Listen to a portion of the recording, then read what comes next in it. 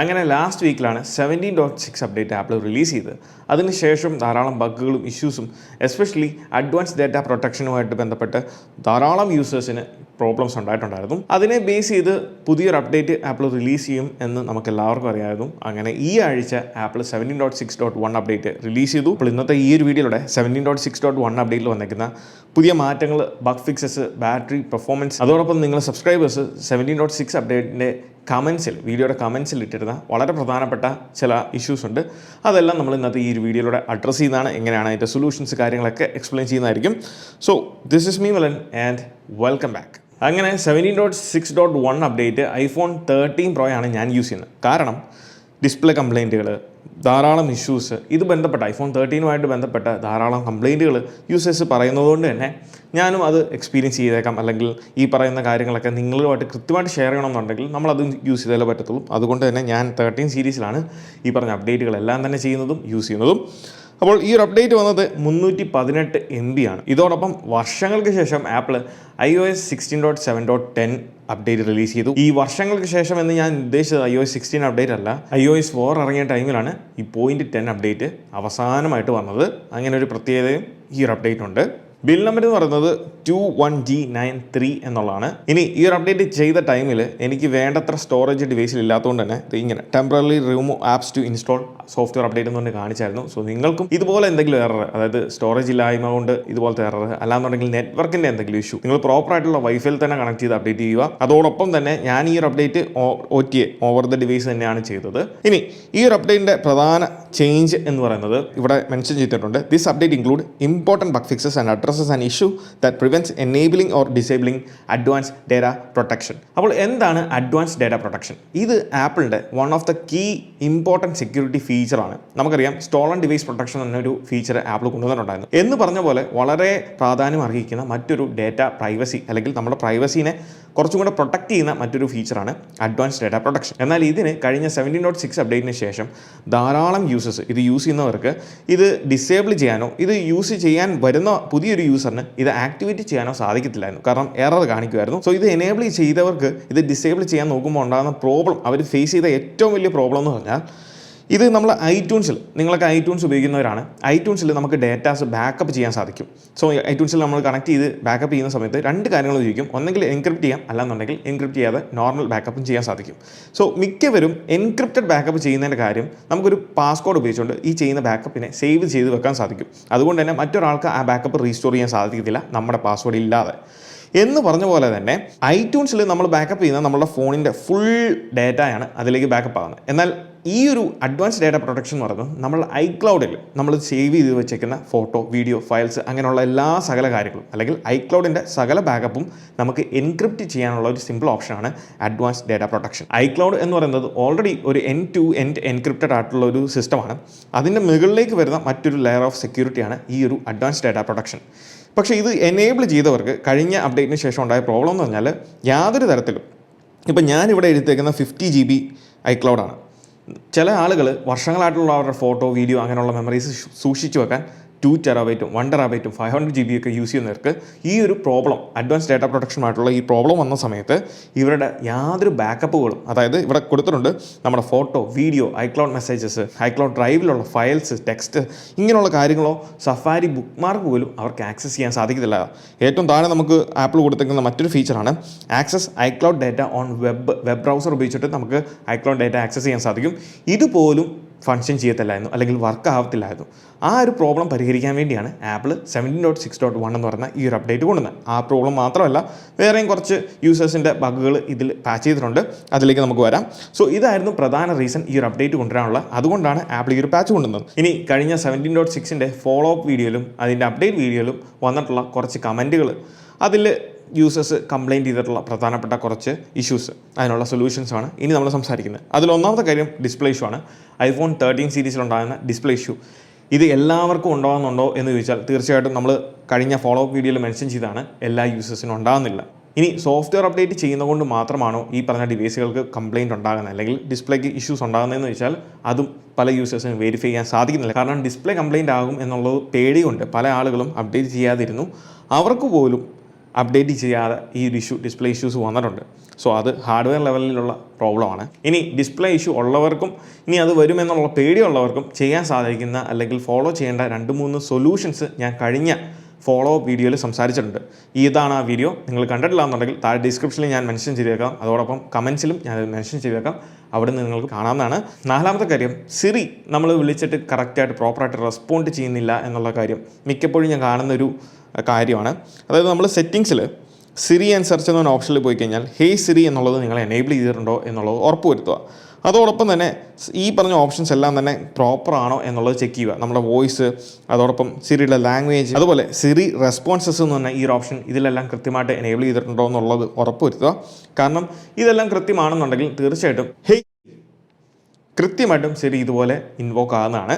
പിന്നെ ഉള്ളത് call slider issue. അതായത് കോൾ ഇതുപോലെ വരുന്ന സമയത്ത് നമ്മളിങ്ങനെ സ്വൈപ്പ് ചെയ്യാൻ നോക്കുമ്പം ഇത് പെട്ടെന്നൊന്നും സ്വൈപ്പ് ആകത്തില്ല, അല്ലെങ്കിൽ കോൾ അറ്റൻഡ് ചെയ്യാൻ സാധിക്കാത്തത്. ഇത് ഞാനും പേഴ്സണലി ഫേസ് ചെയ്തൊരു കാര്യമാണ്. കഴിഞ്ഞ വീഡിയോയിൽ ഞാൻ മെൻഷൻ ചെയ്തതുമാണ്. എന്നാൽ കഴിഞ്ഞ അപ്ഡേറ്റിന് ശേഷം ഞാനിത് ഫേസ് ചെയ്തിട്ടില്ല. ഇങ്ങനെ തന്നെ പെട്ടെന്ന് നമുക്ക് സ്വൈപ്പ് ചെയ്ത് കോൾ അറ്റൻഡ് ചെയ്യാൻ സാധിക്കുന്നുണ്ട്. സോ അപ്ഡേറ്റ് ചെയ്യാത്തവർ തീർച്ചയായിട്ടും ചെയ്യുക. എന്നാൽ ഈ ഒരു ഇഷ്യൂ ഞാനിപ്പോൾ ഫേസ് ചെയ്യുന്നത് നമ്മൾ iOS 18-ൽ, ഇത് എപ്പോഴും ഇല്ല, ചില സമയങ്ങളിൽ iOS 18-ൽ എനിക്കിത് ഫീൽ ചെയ്യുന്നുണ്ട് നല്ലപോലെ. കാരണം ഞാൻ സ്വൈപ്പ് ചെയ്ത് കോൾ അറ്റൻഡ് ചെയ്യാൻ നോക്കുമ്പോൾ കോൾ പ്രോപ്പറായിട്ട് അറ്റൻഡ് ചെയ്യാതിരിക്കുന്നു എന്നുള്ള കാര്യമാണ്. ഇനി ഇതിനുള്ളൊരു സൊല്യൂഷൻ എന്താണെന്ന് വെച്ചാൽ നമ്മൾ ഒന്ന് റീസ്റ്റാർട്ട് ചെയ്യുക. റീസ്റ്റാർട്ട് ചെയ്തതിന് ശേഷം നിങ്ങളൊന്ന് യൂസ് ചെയ്ത് നോക്കുക. അതോടൊപ്പം അപ്ഡേറ്റ് പ്രോപ്പറായിട്ട് ചെയ്യുക. അടുത്തത് ടെലഗ്രാമുമായിട്ട് ബന്ധപ്പെട്ട ഒരു കാര്യമാണ്. ടെലഗ്രാം ചില സമയങ്ങളിൽ നമുക്ക് പണി തരാറുണ്ട്. അതായത് ഓപ്പൺ ചെയ്ത് കഴിഞ്ഞാൽ ചിലപ്പോൾ ടച്ച് റെസ്പോൺസ് എന്ന് പറഞ്ഞ സാധനമേ കാണത്തില്ല. അത് നമുക്കൊരു ചാറ്റിലേക്ക് പോകാനോ ചാറ്റ് ഓപ്പൺ ചെയ്യാനോ ഒന്നും സാധിക്കത്തില്ല. അല്ലാന്നുണ്ടെങ്കിൽ കംപ്ലീറ്റ്ലി ഓപ്പൺ ചെയ്യുമ്പോൾ തന്നെ ഇങ്ങനെ എക്സിറ്റ് ആയി പോകുന്നു, അല്ലെങ്കിൽ ക്രാഷ് ആകുന്നു. ഈ ആപ്ലിക്കേഷൻ ക്രാഷ് ആകുമ്പോഴാണ് ഓപ്പൺ ചെയ്യുമ്പോൾ അപ്പം തന്നെ എക്സിറ്റ് ആയി പോകും. അപ്പോൾ ഇത് പരിഹരിക്കാൻ നിങ്ങൾ സെറ്റിങ്സ് ഓപ്പൺ ചെയ്യുക. അതിൽ ജനറൽസിൻ്റെ ഓപ്ഷനിൽ ഫോണിൻ്റെ സ്റ്റോറേജിലേക്ക് പോവുക. സ്റ്റോറേജിൽ നമ്മൾ ഈ ഒരു ടെലഗ്രാമിൻ്റെ ഓപ്ഷനിൽ പോയിട്ട് ഓഫ് ലോഡ് ആപ്പ് എന്ന് പറയുന്ന ഓപ്ഷൻ ഉണ്ട്. ഇത് ചെയ്ത് കഴിയുമ്പോൾ എന്താണെന്ന് വെച്ചാൽ ആപ്ലിക്കേഷൻ ഡിലീറ്റ് ആവും, എന്നാൽ അതിലെ ഡേറ്റ ആൻഡ് ഡോക്യുമെൻറ്റ്, അതാണ് നമ്മൾ യൂസ് ചെയ്യുന്ന യൂസർ ഡേറ്റ, ഇതെങ്ങും പോകത്തില്ല, അത് അവിടെ തന്നെ കാണും. സോ അത് നമുക്ക് നഷ്ടപ്പെടത്തില്ല. അങ്ങനെ ആപ്ലിക്കേഷൻ ഡിലീറ്റ് ചെയ്തതിന് ശേഷം വീണ്ടും നിങ്ങൾ റീഇൻസ്റ്റാൾ ചെയ്താൽ മതി. അപ്പോൾ നമുക്ക് ഈ ഒരു പ്രോബ്ലം ഒരു പരിധിവരെ സോൾവ് ചെയ്യാൻ സാധിക്കുന്നതാണ്. അത് ആ ആപ്ലിക്കേഷൻ്റെ, ടെലഗ്രാം എന്ന് പറയുന്ന ആപ്ലിക്കേഷൻ്റെ ഇഷ്യൂ ആണ്. പിന്നീട് വന്നൊരു കമൻറ്റാണ് ഇതിന് സിമിലർ ആയിട്ടുള്ള പല കമൻറ്റുകളും മെസ്സേജസും ഞാൻ നേരത്തെ കണ്ടിട്ടുണ്ട്. സോ അതൊന്ന് ക്ലാരിഫൈ ചെയ്യാമെന്ന് വെച്ചു. ഇതെല്ലാവർക്കും ബാധിക്കുന്ന ഒരു കാര്യമാണ്. അതായത് പുതിയ റീസെൻ്റ്ലി പർച്ചേസ് ചെയ്ത 15 അല്ലെങ്കിൽ 14 13 ഒക്കെ ആയിക്കോട്ടെ, പെട്ടെന്ന് തന്നെ ബാറ്ററി ഹെൽത്ത് കുറഞ്ഞു. വെറും 48 ഡേയ്സിൻ്റെ യൂസേജിൽ ബാറ്ററി പെർസെൻറ്റേജ് അല്ലെങ്കിൽ ബാറ്ററി ഹെൽത്ത് കുറഞ്ഞ് 99 ആയി. സൈക്കിൾ കൗണ്ട് എന്ന് പറയുന്നത് വളരെ ചെറിയൊരു സൈക്കിൾ കൗണ്ടാണ്. സോ എന്തുകൊണ്ട് ഇങ്ങനെ സംഭവിക്കുന്നു?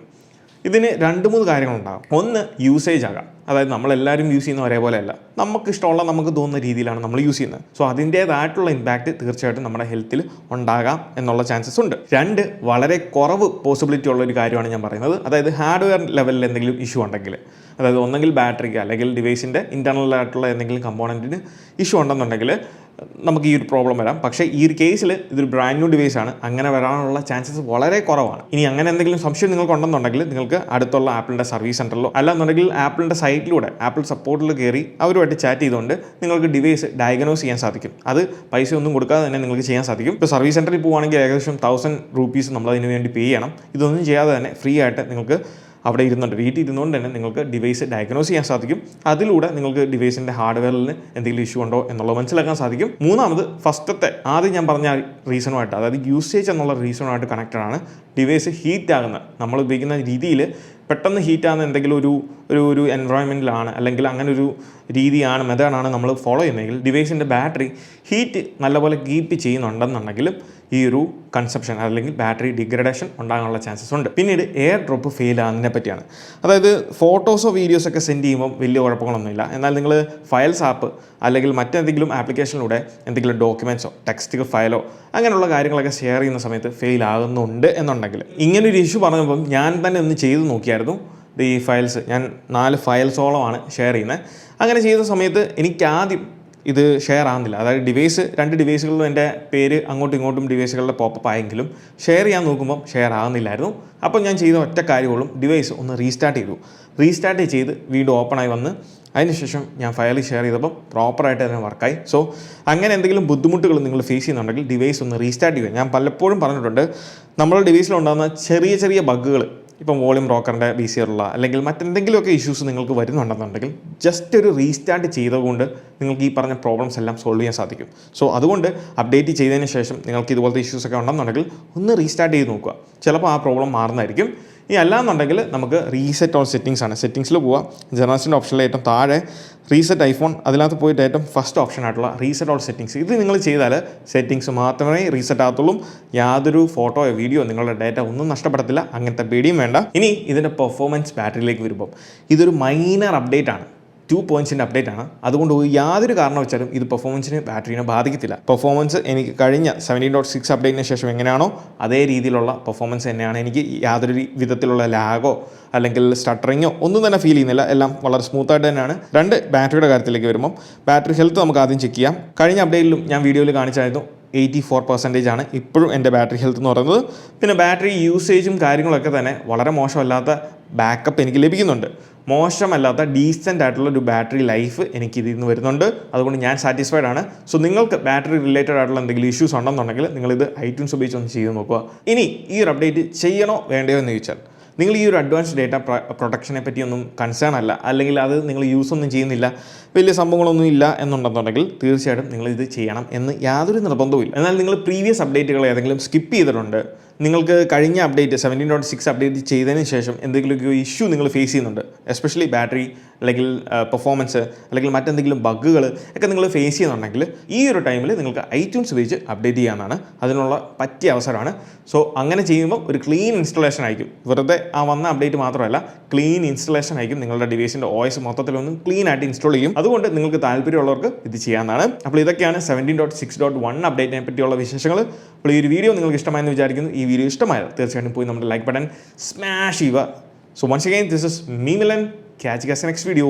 Till then, peace.